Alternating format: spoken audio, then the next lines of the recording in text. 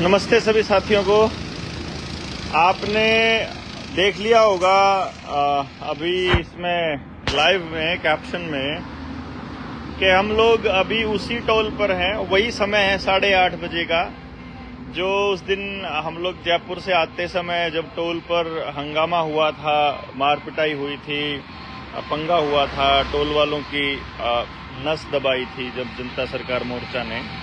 उसी टोल के नज़दीक हम लोग पहुंच गए हैं और मसला जो आपसे अभी बात करने के लिए मैं रुका हूं, जहां हम लोग रुके हैं, वो मसला है दो बिंदुओं पे। मसला एक ही है लेकिन दो अलग अलग शहरों के केस हैं। एक जो जयपुर में अपने मुकेश भाई और उनकी पूरी टीम के साथ हुआ, और दूसरा आज अभी एक केस सिरसा में हुआ है।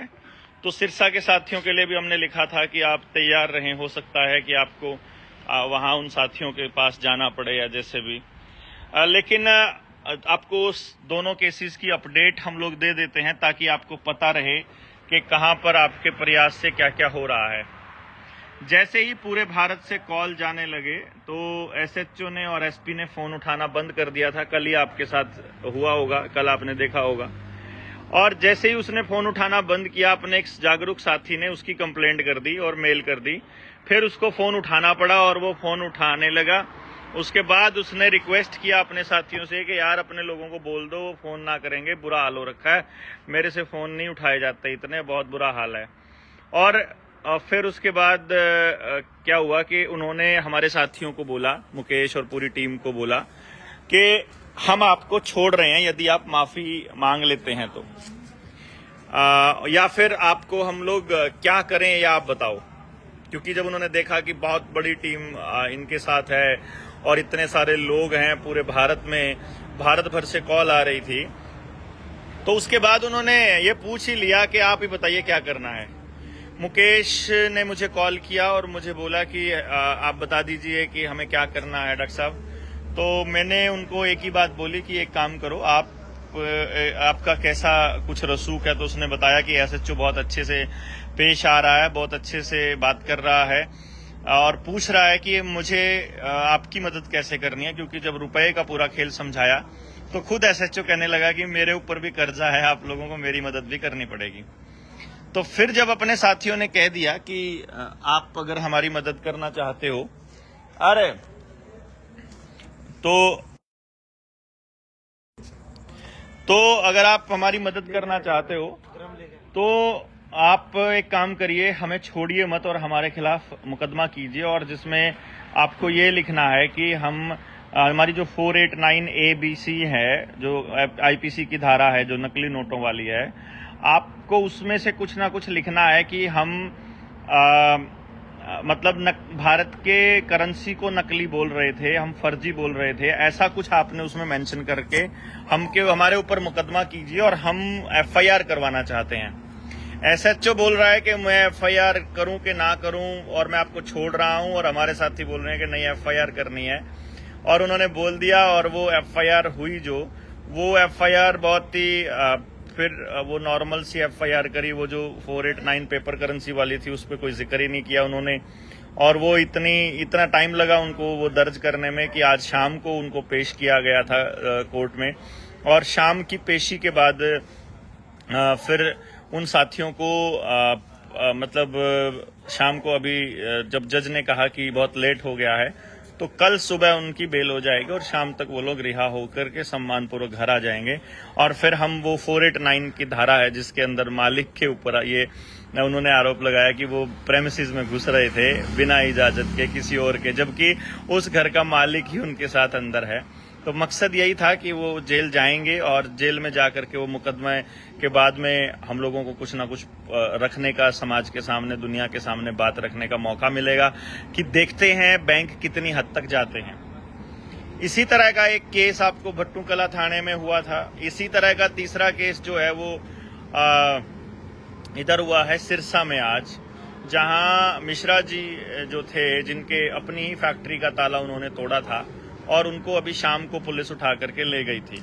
हमारे सिरसा के साथी, फतेहाबाद वाले साथी भी वहां पहुंच रहे हैं अभी थोड़ी देर में।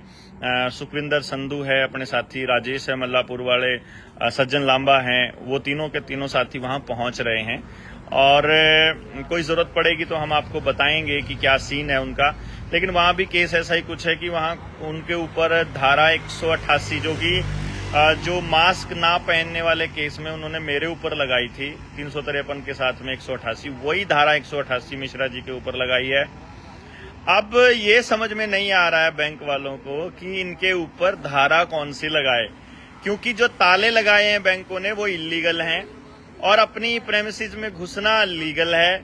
बैंक को हमने आवेदन लगाया, उसका जवाब बैंक दे नहीं रहा है और वो डिनायल के साथ कुछ भी लिख के भेज देता है और उसके वो बचने के बहाने ढूंढ रहा है और किसी तरह से नेगोशिएशन कर रहा है। जयपुर वाले केस में उन्होंने क्या खेल खेला है, जबकि हमारे फिर साथियों से बात हुई और हमने पूछा कि कहीं ऐसा तो नहीं कि वो आप लोगों को तोड़ने के लिए, और क्योंकि प्रशासन जो होता है ना वो बहुत शातिर होता है।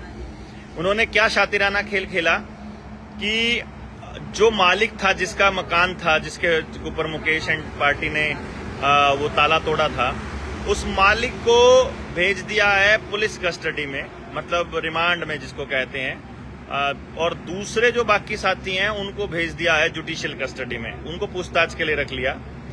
तो मैंने उनसे आशंका जताई थी कि कहीं ऐसा ना हो जैसे आजादी के आंदोलन में होता था कि वो किसी एक साथी को अलग बुला करके बोल देते थे और उसको मना लेते थे, साथ में उसको लालच देते थे। आप शेयर कीजिए बहुत ज्यादा लोगों तक, जितना ज्यादा हो सकता है प्लीज। जिसमें वो ये करते थे कि आप लोग हमारे गवाह बन जाइए, सरकारी गवाह, और हम आपको सरकारी गवाही में आपको बचा देंगे और बाकी लोगों के खिलाफ बोलने के लिए। तो मुकेश से जब मैंने पूछा कि कहीं ऐसा ना हो कि वो हमारे साथी को इस तरह से बरगला दें, तो साथी ने कहा है कि नहीं, ऐसा कुछ नहीं होने वाला, मैं आप लोगों के खिलाफ या ऐसा कुछ बयान नहीं देने वाला हूं। तो देखते हैं क्या रहेगा उस केस में। कल शाम तक आपके सामने क्लियर होगा। वो जब निकलेंगे तो ढोल नगाड़े, या हम तो उनका स्वागत तो जरूर करेंगे कि आप लोगों ने इतना शानदार काम किया है।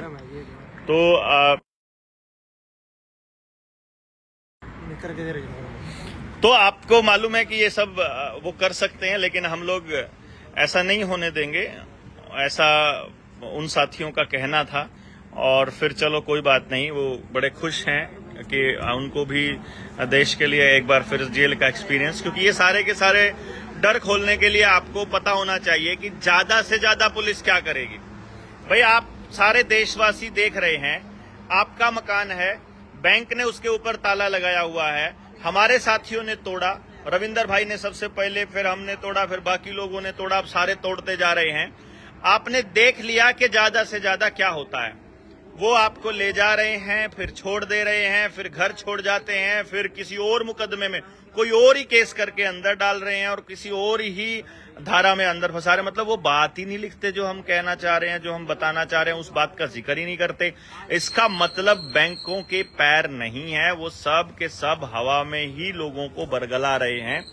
तो आप लोगों को तैयार हो जाना चाहिए, जिसका भी लोन है, जितना भी लोन है, या बैंकों ने जिसके ताले लगा रखे हैं, वो सारे लोगों को तैयार हो जाना चाहिए कि उनको सबके ताले खुद तोड़ने हैं, अपनी कब्जा खुद लेना है।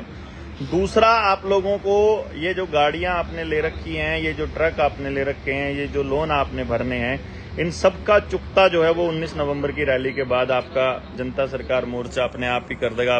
कुछ ऐलान ऐसा बड़ा हो सकता है वहां पर। 19 नवंबर को जो करनाल में रैली है उसमें आप लोगों को आना है, मैक्सिमम लोगों को लेकर आना है। आपको ये समझना है कि बहुत जरूरी है वो, अगर आपको सच में इस लड़ाई को आगे लेकर के जाना है तो। साथ में 19 नवंबर की रैली के साथ साथ आपको एक बात और समझनी है कि सिरसा में जो हुआ वो भी बहुत महत्वपूर्ण है। सिरसा में वो बाकी लोगों को नहीं लेकर गए और उनके ऊपर 188 का ही मुकदमा किया है। मुझे लगता है ये भी सरासर गलत है। हम लोग जो चाहते हैं वो मुकदमे नहीं कर रहे, तो फिर भी हमारा फायदे में ही सब कुछ जा रहा है। जनता सरकार मोर्चा दिन ब दिन लोगों के मसलों को समझ रहा है, देख रहा है। जो जनता सरकार मोर्चा के साथी हैं, मेरी उनसे गुजारिश है कि 19 नवंबर की रैलियों की तैयारियों को तेज कर दीजिए। अब जो ये ताले तोड़ने वाला केस है, ये मसले हैं, ये अब मालिकों को करने दीजिए। जितना भी मालिक इसको खुद तोड़ेंगे उतना आसान रहेगा, हम लोग उनके साथ खड़े होंगे। बल्कि हम आपने देखा होगा, हम पहले दिन से कह रहे हैं कि भाई पहला आपको कदम उठाना है और अपनी टीम बनाकर उठाइए। आपके पास 10-20 लोग अपने होने चाहिए जो आपके साथ उस लड़ाई में आपका साथ दे सके। तो इस पूरे के पूरे मिशन के अंदर आपको समझना होगा कि बैंक तो भागने ही वाले हैं, ये पूरा सिस्टम ध्वस्त होने वाला है। अब जेएसएम की बदनामी के सिलसिले चलेंगे, वो मैंने आपको पहले ही बता दिया है। सरकार, सीआईडी, आईबी, इनकी सारी चौकन्नी हो गई है, षड्यंत्र अब इनके चालू होंगे। तो अपने लोगों को ये अलग अलग तरीके से फंसाने की कोशिश करेंगे। अब आपको चौकन्ना हो जाना है। जो जो साथी लीड कर रहा है समाज के अंदर, उन लोगों को चौकन्ना होकर के बात करनी है। किसी से भी फोन पर लूज टॉक नहीं करनी है, किसी को कोई ऐसा मैसेज खींचकर नहीं भेजना है। आपने ट्राई करना है कि आप वो ना करें जब तक कि वो आपकी प्लानिंग का हिस्सा ना हो। मतलब कई बार ऐसा होता है कि negative publicity is also publicity. तो जब कुछ ढीला होने लगे तो हम ये सब भी कर सकते हैं, बट वो स्ट्रैटेजी का पार्ट होना चाहिए। फिर आपको बुराई सुनने की और गालियां सुनने की आदत आपको डाल लेनी चाहिए, फिर कोई दिक्कत नहीं है, फिर आप कर सकते हैं, फिर कोई प्रॉब्लम नहीं है। हम चित्तौड़गढ़ के साथी जितने हैं उनमें से जयपुर के जो साथी हैं वो मुकेश जी के साथ कल रहेंगे। तो चित्तौड़गढ़ के साथी अपनी तैयारियां करते रहिए। आप कल से ट्रेनिंग चालू है 10, 11, 12 की। फिर चांद भाई हैं, नरेंद्र भाई हैं, विकास जी सर, वो सब महाराष्ट्र की ट्रेनिंग के लिए पहुंच ही जाएंगे। और अपने वीर सिंह है, करण है, सुनील भाई हैं, रविंदर भारतीय हैं, ये सब लोग आपको चित्तौड़गढ़ में ही मिलेंगे।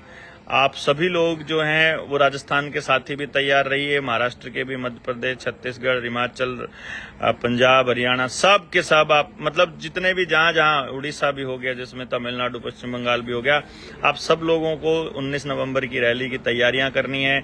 जो यहां नहीं आ पाएंगे उनको वहां रहकर क्या करना है, ये भी एक अच्छा मैसेज होगा समाज के लिए। तो इसलिए तैयारियां जरूर कीजिए। जो नहीं आ पा रहे हैं रिप्रेजेंटेशन के लिए आप आइए। बल्कि मैं छत्तीसगढ़ के और मध्य प्रदेश, झारखंड के कबीलियाई इलाके जो ट्राइबल लोग हैं उनको भी कहूंगा कि आप लोग भी अपनी ट्राइबल वेशभूषा में आइए, पहुंचिए, जितना ज्यादा संख्या में पहुंच सकते हैं। आप वीडियो को ज्यादा से ज्यादा लोगों तक शेयर कीजिए। आपको पता चले कि कोई बेस नहीं है इनका, ये सब के सब बिल्कुल थोथे हैं, खोखले हैं, और पूरा बैंकिंग सिस्टम्स पूरे फ्रॉड के ऊपर आधारित है। एक हमारे ही सर्कल में है कोई पुराना क्रांतिकारी साथी, वो बोल रहा था कि कुछ भी बोल देता है बलारा और इसके खिलाफ एफआईआर होनी चाहिए, और हमारे संविधान ने बहुत ज्यादा छूट दे रखी है बोलने की। तो भैया जी, ऑन रिकॉर्ड में बोल रहा हूं, किसी बैंक वाले में, किसी सरकार वाले में, किसी आईबी वाले में, किसी सीआईडी वाले में अगर किसी में कुछ अकल है और उसको लगता है कि मैं गलत बोल रहा हूं, तो मैं सरेआम आपके ऊपर आरोप लगा रहा हूं कि भारत की करेंसी फेक है। इस टाइम पर आपको नकली नोट पकड़ाए जा रहे हैं, ये नकली नोटों में आप कारोबार कर रहे हैं। आपके बच्चों को जानबूझकर बर्बाद करने के लिए सारा खेल चल रहा है, और इसके अंदर भारत सरकार के साथ आरबीआई के सब लोग शामिल हैं। और मैं ऑफिशियल डॉक्यूमेंट हमारे पास हैं, और आप लोगों को देखना होगा कि आप लोग इसको किस तरह से लेते हैं। अगर सरकार इन सारी बातों पर, मेरी बातों को हूबहू नोट करके अगर मेरे ऊपर मुकदमा करती है तो मैं सौभाग्यशाली रहूंगा कि हम सब साबित कर पाएंगे। वरना बैंकों का जितना पैसा हमने देना है वो हम दे चुके हैं। अब हमको हिसाब करना है, अगर देना आएगा तो देंगे, लेना आएगा तो लेंगे।